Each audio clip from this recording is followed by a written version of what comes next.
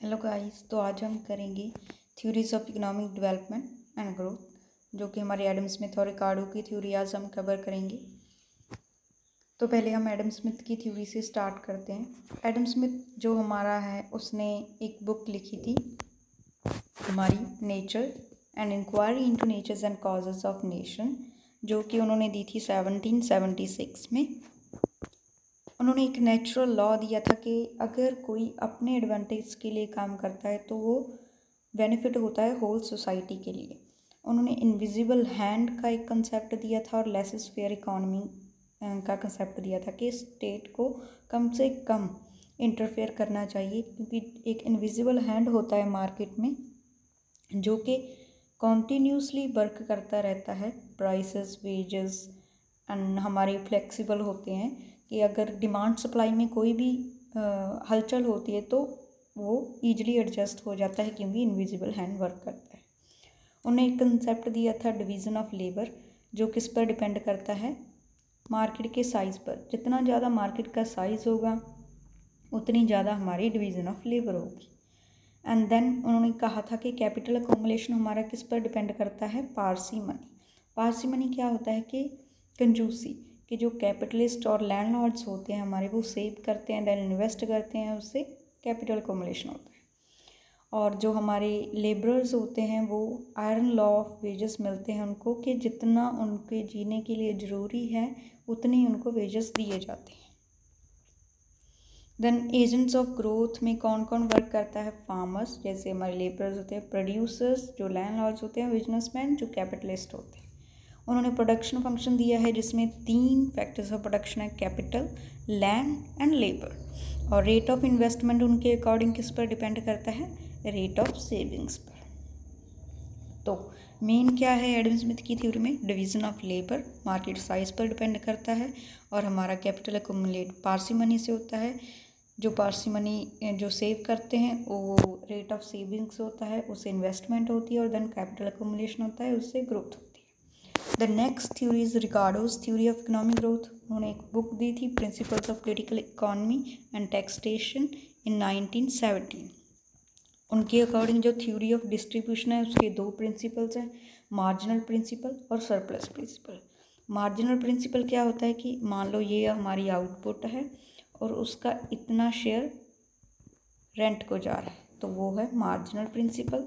बाकी जो बच गया उसमें से वेजेस होंगे और कुछ प्रॉफिट्स होंगे, ये हमारा हो गया सरप्लस प्रिंसिपल। तो मार्जिनल प्रिंसिपल क्या होता है, the share of rent in national income, rent का कितना शेयर है आउटपुट में और नेशनल इनकम में। और सरप्लस प्रिंसिपल क्या है कि division of remaining share between wages and the profit, जो बाकी बच गया उसका शेयर कैसे जा रहा है, वेजेस और प्रॉफिट्स में। उनके अकॉर्डिंग जो अजम्पशंस है कि लैंड पर सिर्फ कॉर्न ही प्रोड्यूस होती है, लैंड पर डिमिनिशिंग रिटर्न्स जो हमारा लॉ है वो अप्लाई होता है, क्योंकि लैंड एक फिक्स्ड है, और जब इस पर हम लेबर लगाएंगे, वेरिएबल्स लगाएंगे, तो उसका उनकी प्रोडक्टिविटी कम हो जाएगी, मार्जिन प्रोडक्टिविटी कम होती जाएगी।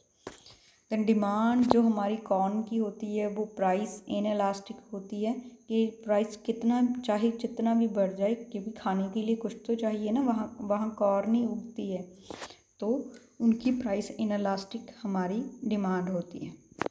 यहाँ लेबर और कैपिटल हमारे फैक्टर्स ऑफ प्रोडक्शन है।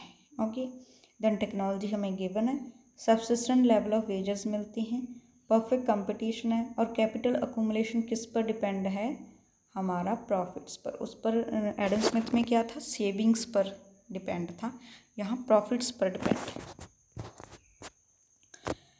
3 ग्रुप्स हैं रिकार्डो की थ्योरी में, landlords, capitalist and labourers. Landlords को रेंट मिलता है, कैपिटलिस्ट को प्रॉफिट मिलता है, और वेजेस लेबरर को मिलती है। ये लैंडलॉर्ड सिर्फ स्पेंड करते हैं, लविशली स्पेंड करते हैं, कोई इन्वेस्ट नहीं करते, इनको इतने वेजेस मिलती नहीं कि ये सेव करें और देन स्पेंड करें। तो इन्वेस्ट कौन करता है, हमारी कैपिटलिस्ट, ये इन्वेस्ट करते हैं अपने प्रॉफिट्स, इससे कैपिटल अकोमुलेशन होता है, देन इकोनॉमिक ग्रोथ होती है। तो मेन रिकार्डो की थ्योरी में क्या है कि कैपिटलिस्ट सेव करते हैं, उससे ही हमारा प्रॉफिट्स जनरेट होता है, प्रॉफिट को री इन्वेस्ट करते हैं, देन वो इकोनॉमिक डेवलपमेंट में हेल्प करते हैं। रेंट का ये फॉर्मूला दिया था उन्होंने कि रेंट क्या होता है कि एवरेज और मार्जिनल प्रोडक्ट में कितना डिफरेंस होगा और कितनी लेबर और कैपिटल लगाएंगे हम, उसका जो प्रोपोर्शन आएगा हमारा रेंट होगा। प्रॉफिट जो हमारा है रेट है किस पर है, प्रॉफिट, और कितनी हम कैपिटल लगाएंगे, ठीक है, कैपिटल एम्प्लॉयड कितनी होगी।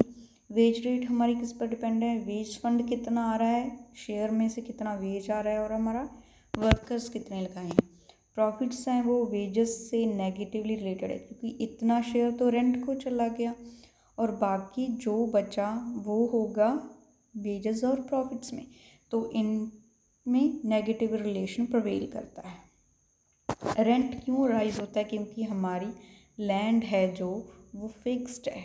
जब लैंड हमारी फिक्स्ड है तो अगर डिमांड राइज होगी तो लैंड पर रेंट हाई होगा, ओके, देन इससे रेंट जनरेट होगा। अदर सोर्सेज ऑफ उन्होंने एक्यूमुलेशन के दिए टैक्सेस एंड फ्री ट्रेड।